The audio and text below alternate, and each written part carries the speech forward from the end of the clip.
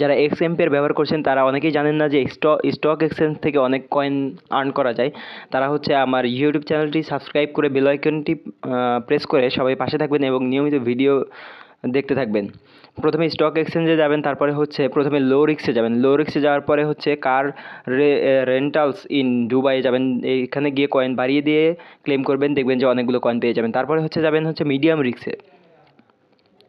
তো মিডিয়াম রিস্কে যাব আমরা। মিডিয়াম রিস্কে যাওয়ার পরে হচ্ছে আর্টিফিশিয়াল ইন্টেলিজেন্সে যাব, অর্থাৎ কর্নারে যে ইয়াটা। তারপরে এখানেও হচ্ছে কয়েনের সংখ্যা বাড়িয়ে দিয়ে ক্লেম করব, দেখব যে অনেকগুলো কয়েন পেয়ে যাব। তারপরে হচ্ছে যাব হাই রিস্কে।